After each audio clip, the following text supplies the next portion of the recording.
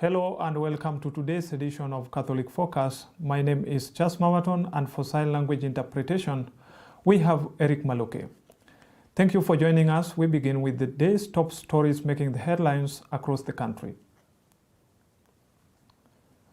Traders in Juja town have formed the Juja Business Community Forum to combat looting during protest. After suffering heavy losses in recent unrest, the group aims to work with security agencies to protect businesses. Members will wear branded reflectors with QR codes to deter imposters and ensure unity against criminal elements posing as protesters. Paris Wangombe reports.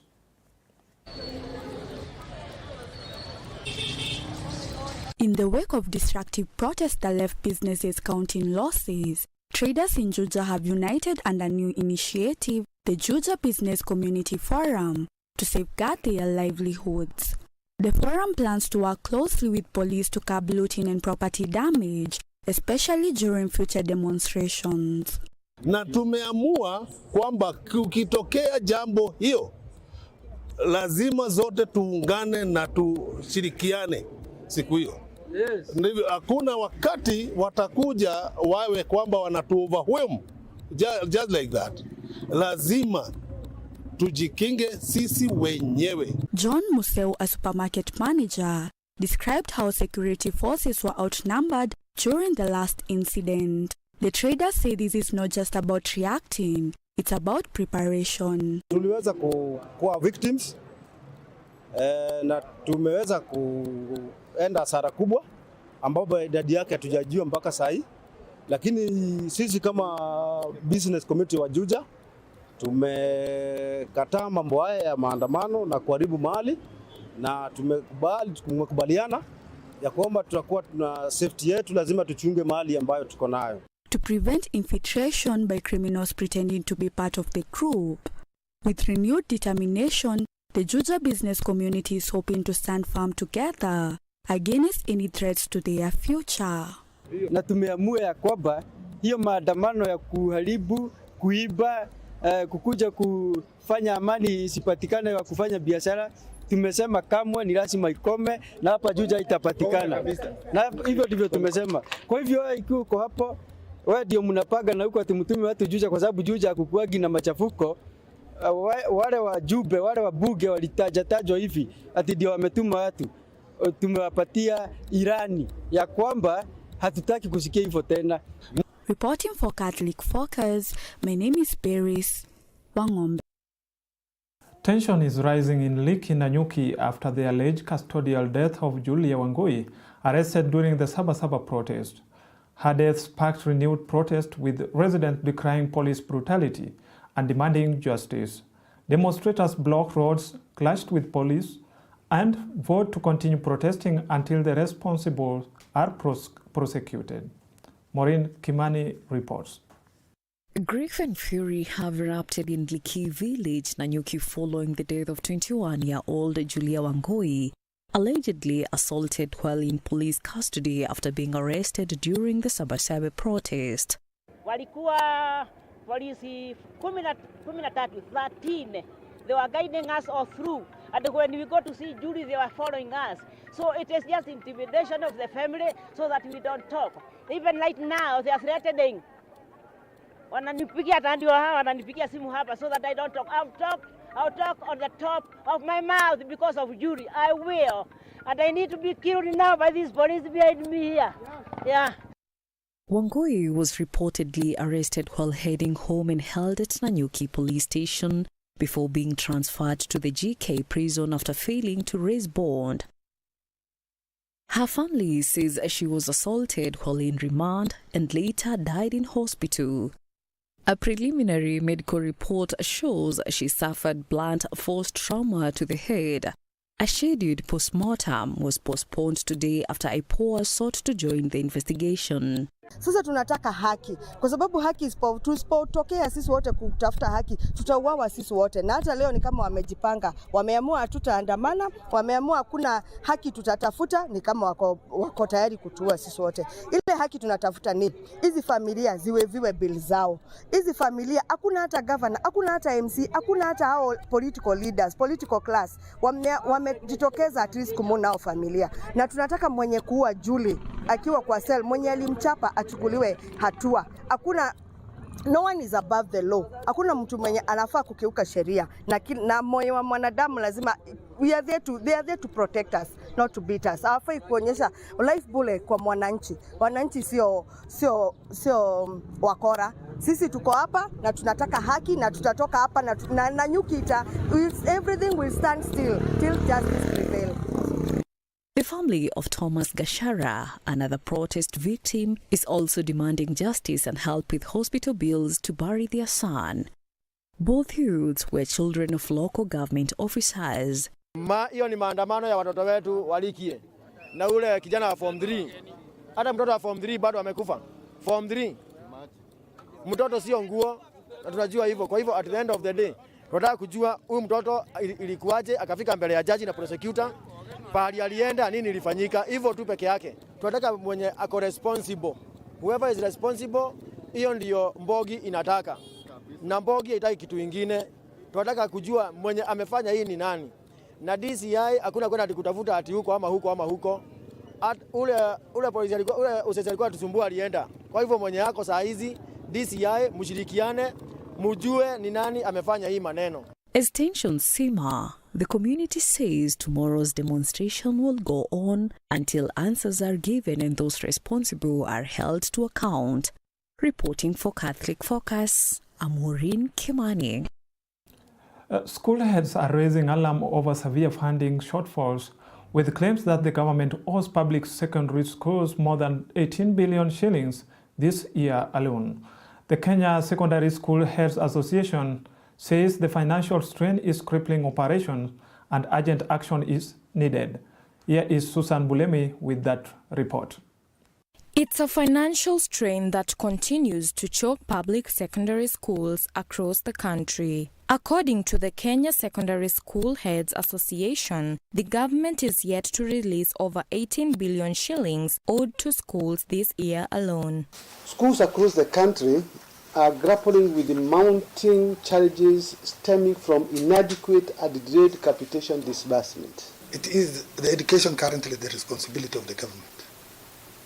Unless something is changed, I can tell you for sure the future is bleak.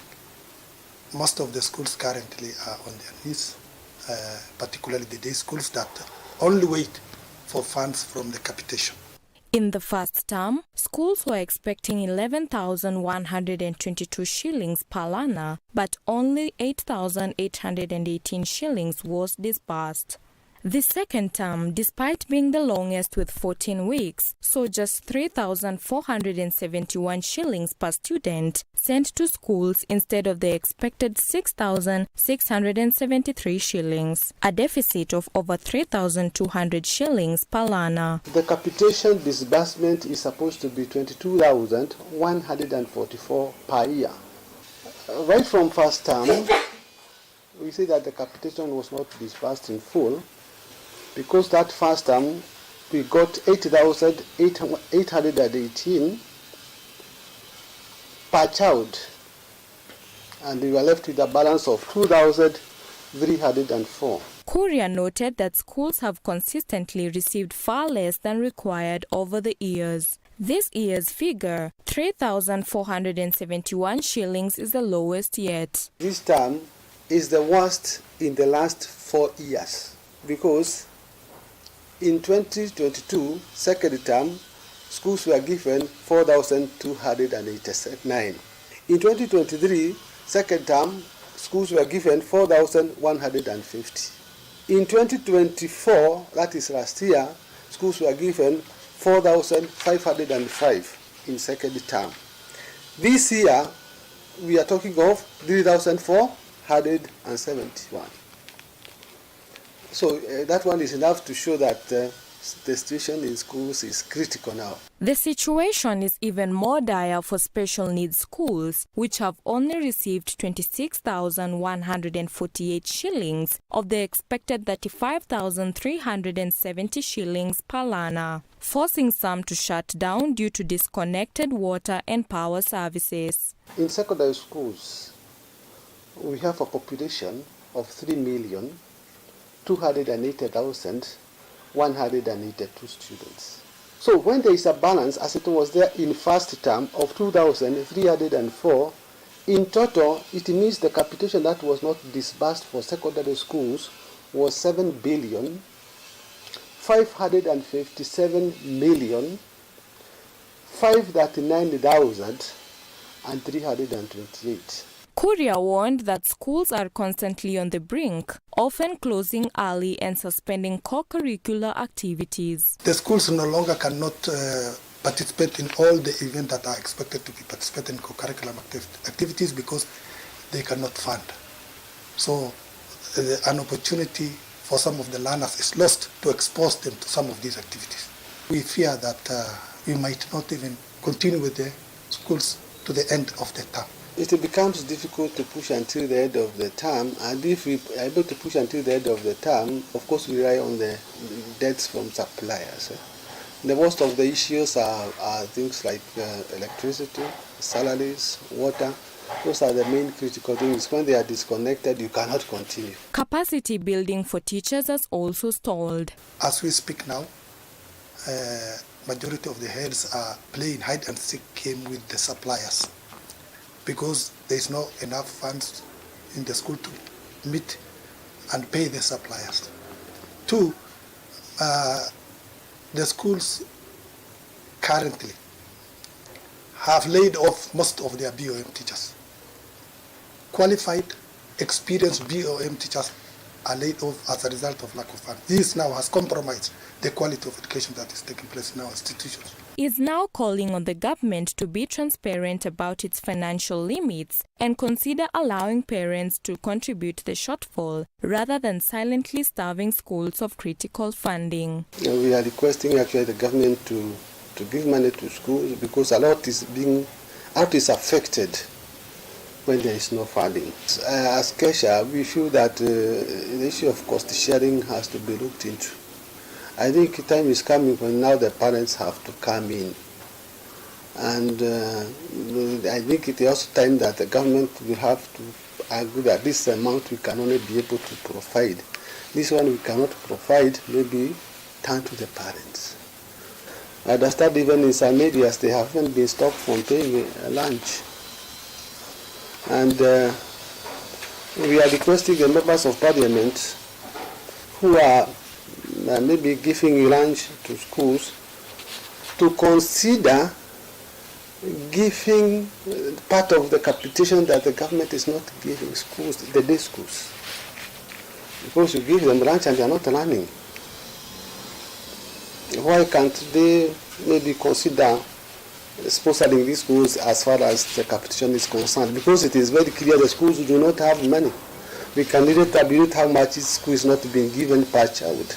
Kuria is also proposing a review of capitation every 3 years to factor in inflation and the introduction of a minimum essential package for low enrollment schools to cater for their basic daily needs. If a day school is actually supposed to learn properly, each child there spends 27,000 in a year.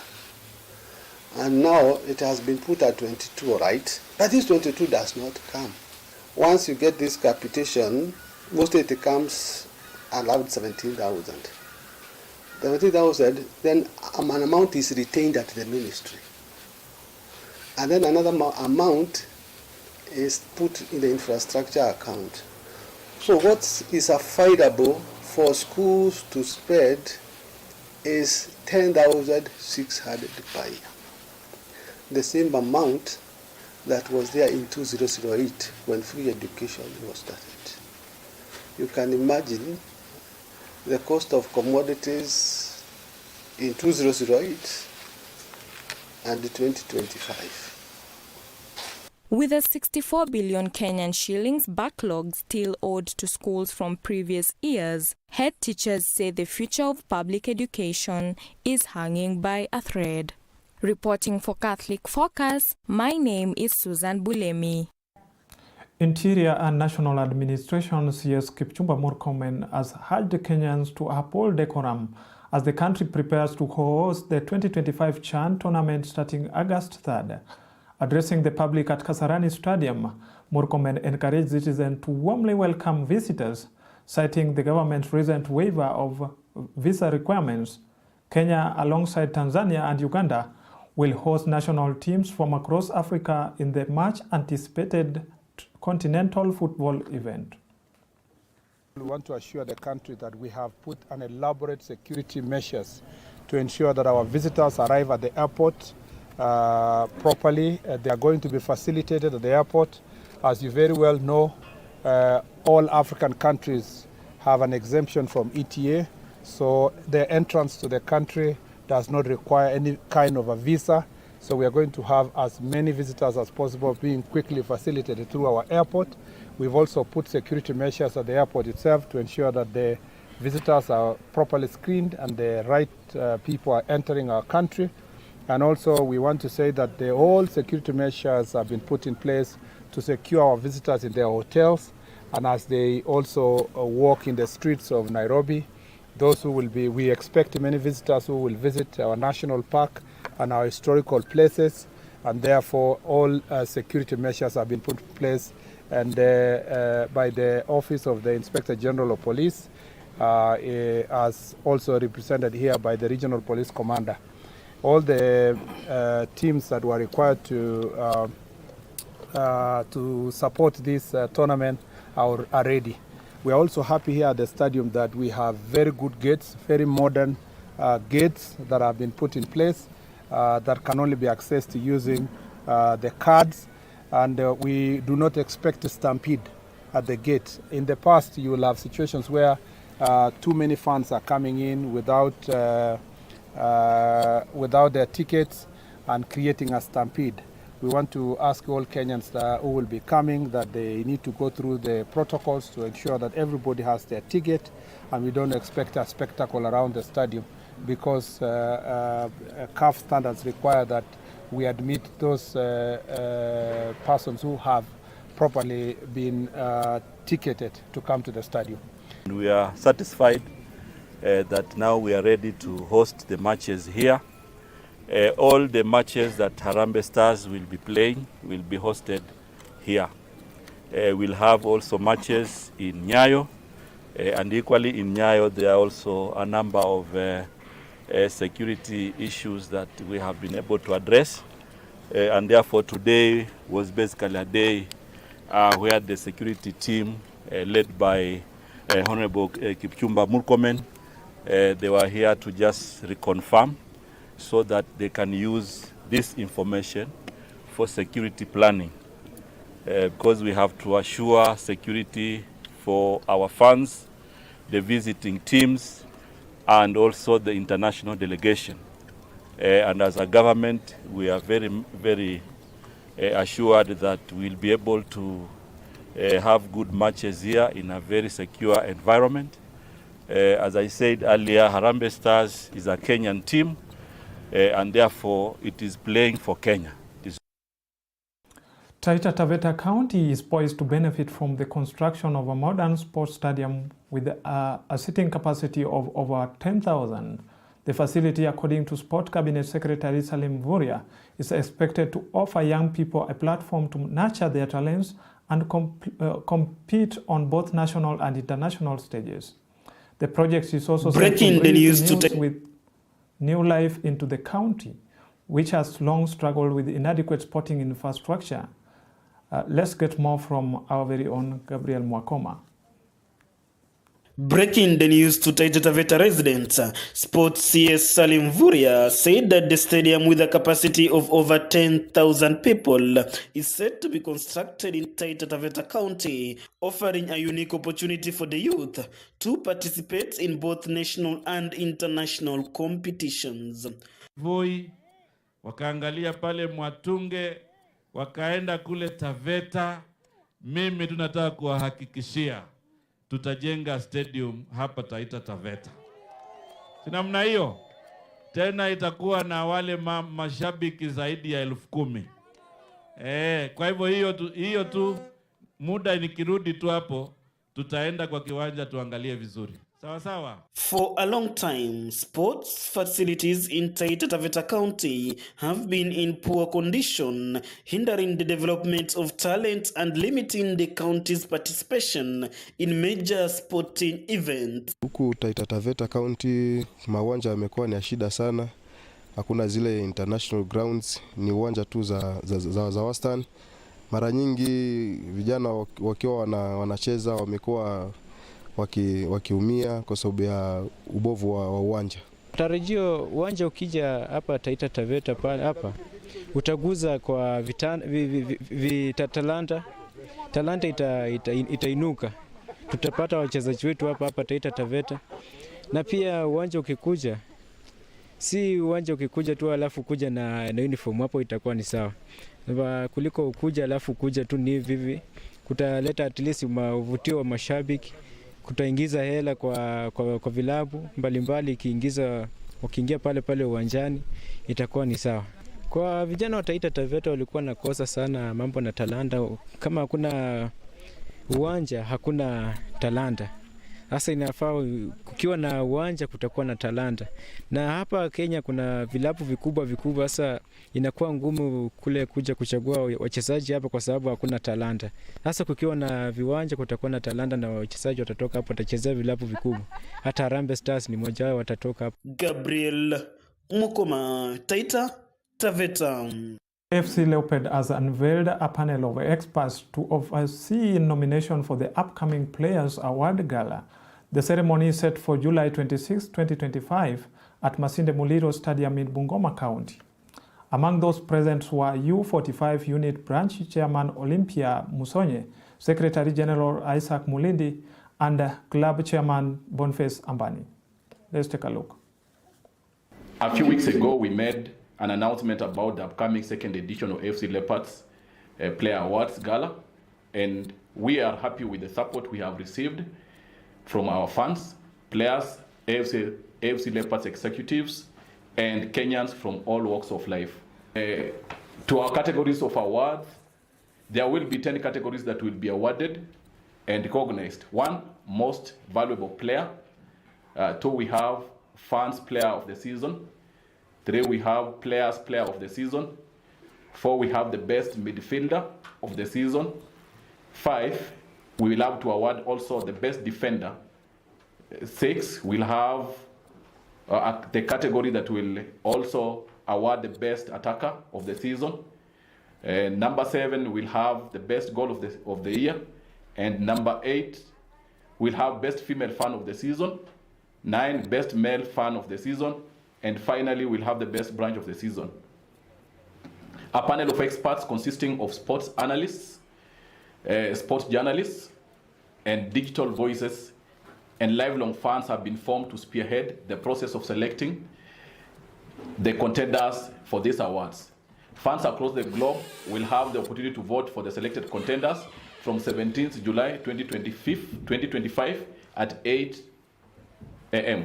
This is a new team in the office and the club is going to perform well. So you have to support us, first of all. Please, you guys that are out there, the fans that are out there, we are extending this love back to you. From U45 to NEC to you as our fans in Western Province. We are bringing it closer to you so that you can feel the attachment to AFC Leopards again and we can be able to grow this victory vibe back to the community. So we are starting by actually taking this festival over there so we can do a lot of registration together with U45. We can be able to bring in more fans and we can extend our fan base with numbers that we can be able to account for. We can reach out to them and it's good for fans to be able to come and register.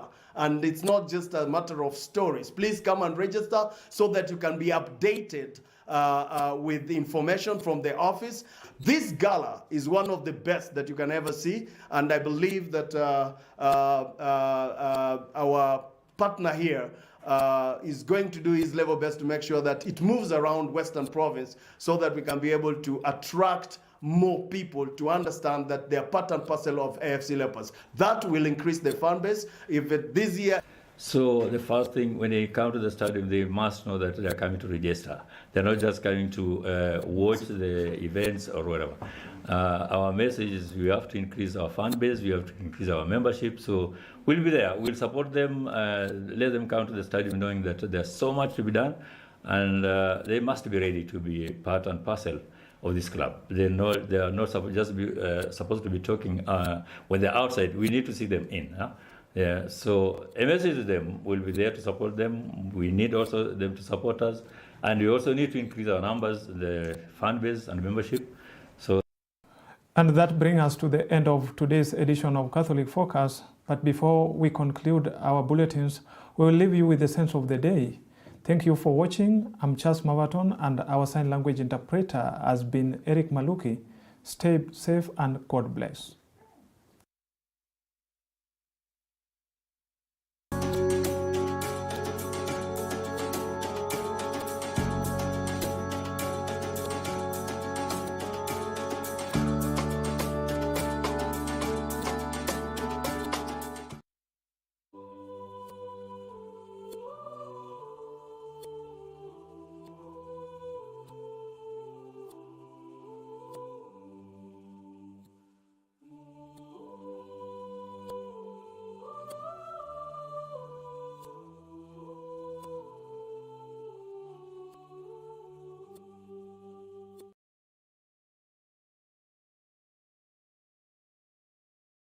Are watching Capuchin TV. For any complaints, comments, or compliments on our programming, you can either write to us on info@capuchintv.co.ke or you can call us directly on 0717 424 866. Your complaint shall be addressed within 7 days. Remember to keep a copy of your communication with us. Keep watching Capuchin TV, your Catholic identity.